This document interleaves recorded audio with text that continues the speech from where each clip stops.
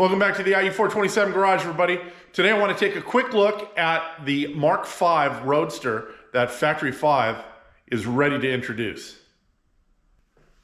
All right, first of all, Factory 5 has not formally announced the release of the Mk5 yet. There has been a video on Engine Power, which is one of the Power Nation group of shows. And they did a kind of unveiling of the Mk5 on November 25th. So that was just about 2 weeks ago.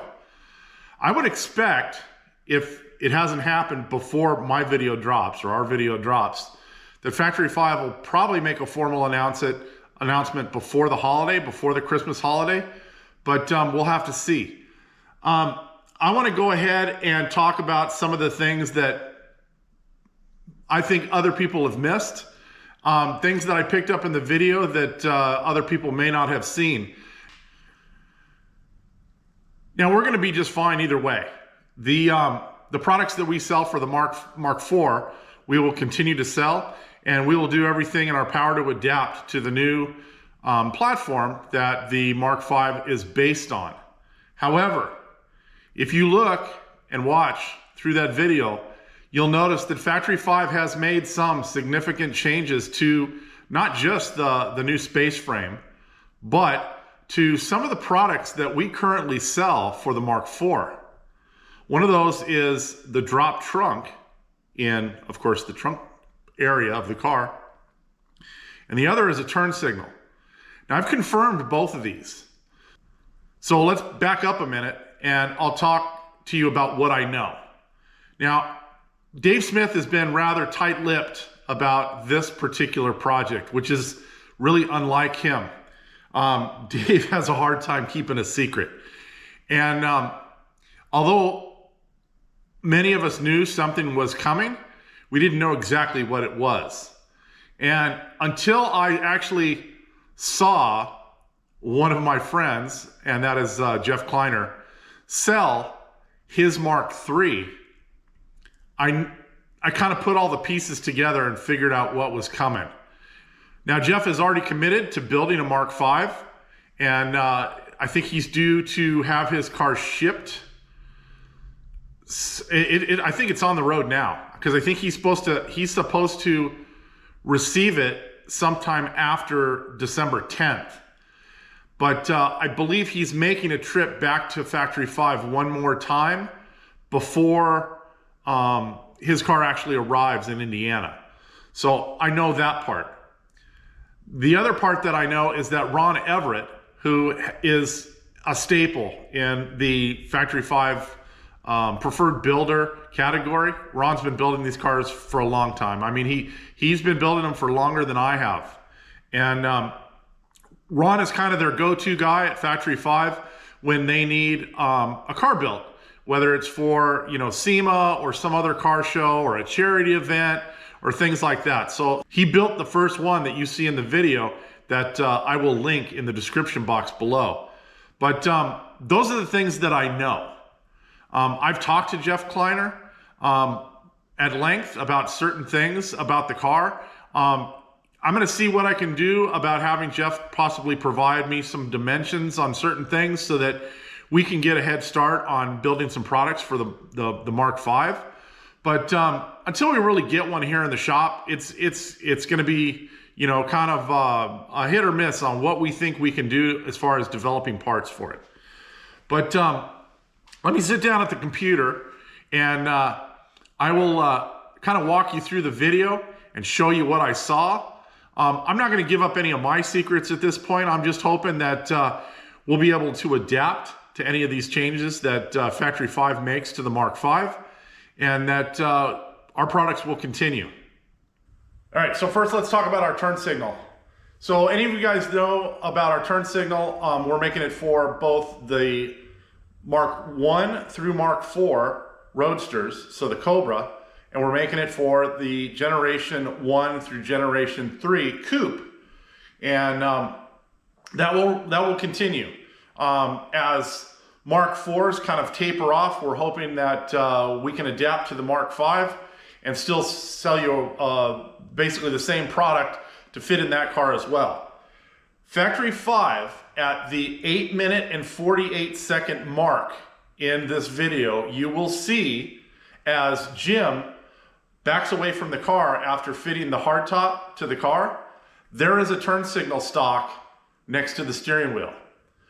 Now, I have talked to Jeff Kleiner and confirmed that his car, which is a complete kit, and the Beta is going to be supplied with that turn signal switch. I know nothing about the turn signal switch. I don't know how it operates.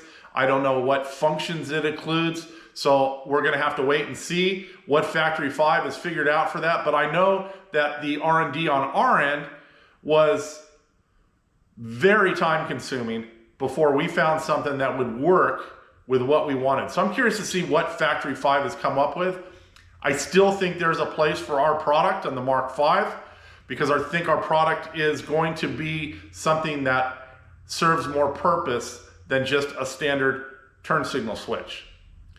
That being said, let's move on to the drop trunk that is now provided with the Mark 5. If you go to the 9-minute and 50-second mark in the video, there is a shot of the trunk as the hardtop is being removed from the car.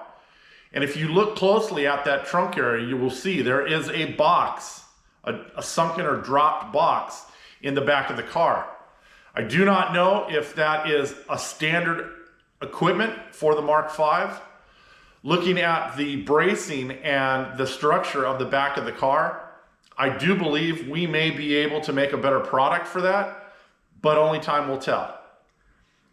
I'm really excited about the Mark 5. I really can't wait to get my hands on one here in the shop and start building it.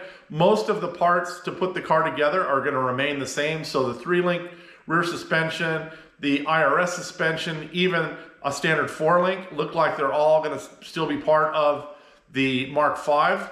I'll have to confirm that the 4-link will still work.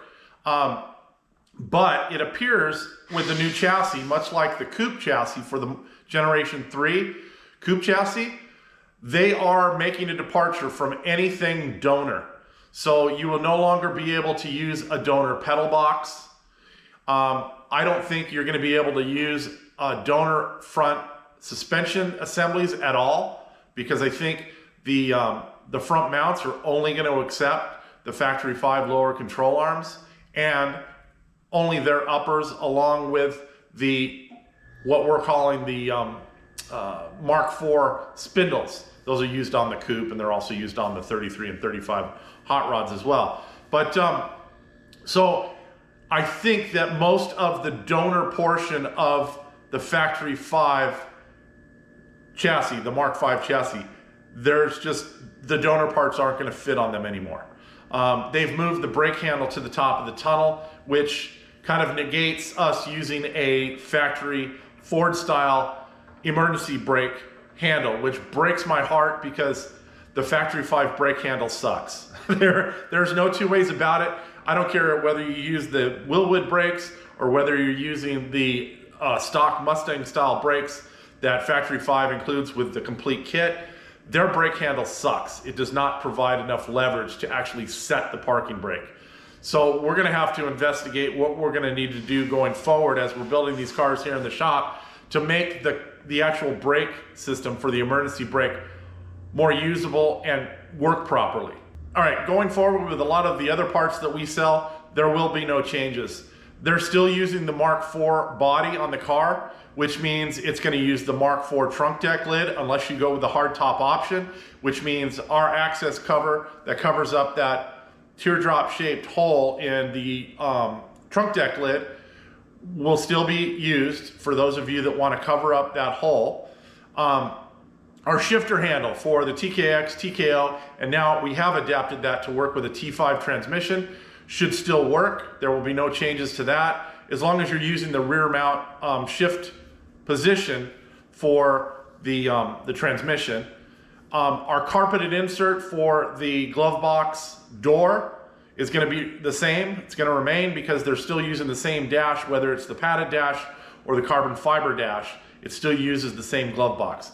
So those products are all going to stay the same. Like I said, we're going to do everything we can to adapt.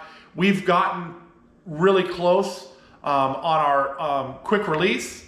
We sent out the first production unit this month. So even going forward, if our turn signal switch does not sell with the enthusiasm that it did with the Mark IVs, we have a backup to just sell quick release hubs. I'm not discounting the turn signal whatsoever at this point, but this is just part of the industry. Things change and you have to adapt or you get out of the business. So that's kind of it on our parts. I did want to lend my opinion of the new chassis. As someone who's driven both the Mark IV with the round tube chassis and the coupe with the square tube space frame, it's a night and day difference. And Dave Smith points this out later in the video after he takes one of the guys for a drive in the new Mark V. And they talk about spring rates. And Dave basically says that Jesper and Jim were able to spring the car lighter because the chassis is just so much more stiff. And that's kind of what it's kind of what we've been saying for a long time. The car as it sits, as the Mark IV sits now, is oversprung. And if you're using a live axle in the rear, whether it's a 4-link or the 3-link assembly from Factory 5, the car kind of rides like a buckboard. And so we always try to talk customers into going with lighter springs and relying more on sway bars to keep body roll at bay. With the new chassis, I think you're going to have a much better time tuning the car, especially if you're going to use the car for autocross, because the chassis is going to be just so much more stiff. I know driving my own car, my car is a Mark III Slytherin, and it has a modified 3-link in the back. The difference is I don't have a Panhard bar, I have a Watts link. And the Watts link does a better job of keeping the rear end centered and keeping it right where it needs to be. It also gives a little bit more articulation when you are in a cornering situation and relying on those sway bars to kind of keep the body roll to a minimum. So the new chassis is really going to help those guys that autocross and do open track events, because it's going to allow them to tune with spring rates and not simply rely on sway bars for anti-roll. So that's kind of my opinion on the new chassis. I welcome this. I was at a dinner a number of years ago where Dave had brought all of us on the West Coast, the enthusiasts, the builders, the spec racers, and anybody that was really into the Factory 5 community. We all got together for a dinner, and at that time, Dave had just released the Mark IV. Factory 5 had just released the Mark IV. And famous words from Dave Smith. He said that the Mark IV was the last bite of the apple. Now, there's a lot of controversy going on saying that, Dave lied and this and that. Well, Dave didn't lie.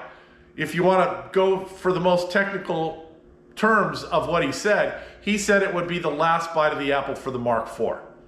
And so when asked if there was a Mark V, I don't know that Dave definitively ever said there would not be a Mark V. If there were that discussion, I wasn't present for it, so I couldn't tell you. I don't know that there's any video of him saying there would not be a Mark V. So we all need to get beyond that. There is a Mark V coming. As I said earlier, I believe that Dave is probably going to have a formal release, some type of video or Facebook Live announcing the new Mark V here before the holidays, whether it's before the Christmas holiday or before the New Year holiday. But I kind of wanted to give my opinion on both the Mark V and how it's going to impact us. I'm going to continue to keep building the cars here in the shop, so that's not going to change. The only thing that's going to change is the parts that we make and any adaptations we need to make in order to continue to provide those products to you guys. All right, so that's all I got for you today. If you have any questions about the Mark V, and I can answer them, put them down in the comments. I'll do my best to answer any of these questions. like I said, on this one, Dave Smith was very tight-lipped. I mean, there was a very small group of people that were involved in kind of knowing the pre-release of the Mark V.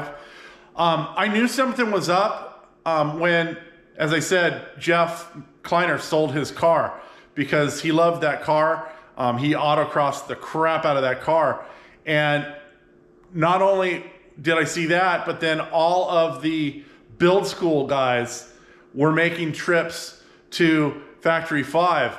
And then when we saw the Power Nation guys, because Dave Smith did Facebook Live or one of those things, may have been even been the podcast that he started with the Power Nation guys, I put kind of everything together and I realized that they were indeed going to go forward with the Mark V. It's been something that they've been talking about for a while, but we never knew when it was going to happen. And so there were just those few that actually knew. I think obviously Jeff Kleiner was one, Ron Everitt was one. I believe the Build School guys knew about it and they kept it quiet.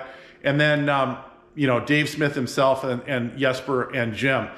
If you guys are enjoying the content here, as always, please do the like, the share, the subscribe, all that kind of stuff. We'll see you next time. Have a great day.